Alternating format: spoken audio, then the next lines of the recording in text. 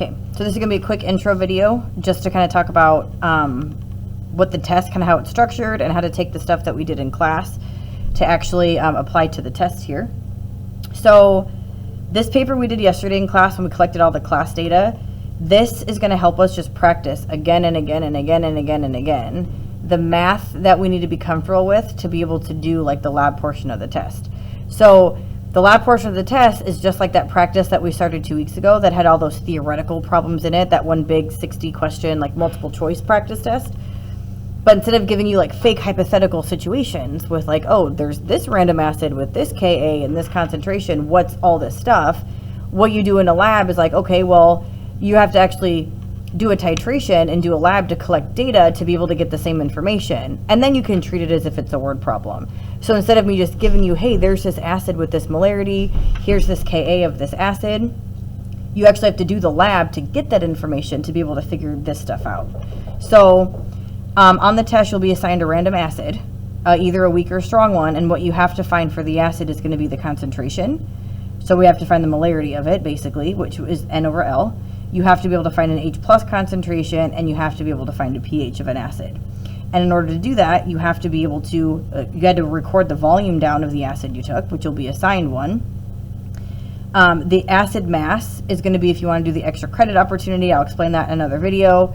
You'll be assigned a certain base concentration, so you'll have that given to you. And then you have to keep track of the amount of base it took to neutralize the acid. So you keep track of the burette to know exactly the amount of milliliters it takes to actually get that light shade of pink that we're aiming for, okay? So the first part of the test, the lab test, right, you'll be assigned a random base with a concentration. You'll be assigned either a weak or a strong acid, and I'll tell you the amount of volume to actually take. And all the calculations and stuff that you do, right, getting the concentration and the H+ and the pH is all on this page here.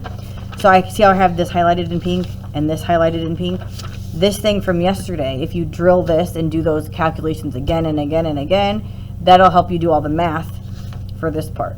So if you're comfortable getting that pink color, if you're comfortable like making sure that you can actually get the volume of base it took, and you can do this simple math here, the first 2 pages will be a breeze.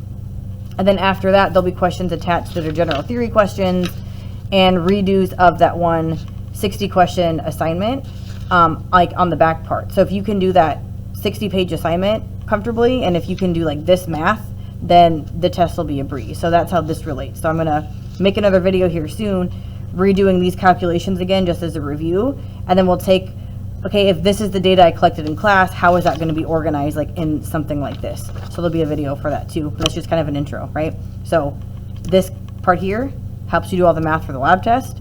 The 60 question multiple choice thing helps you do the questions that come after the lab test.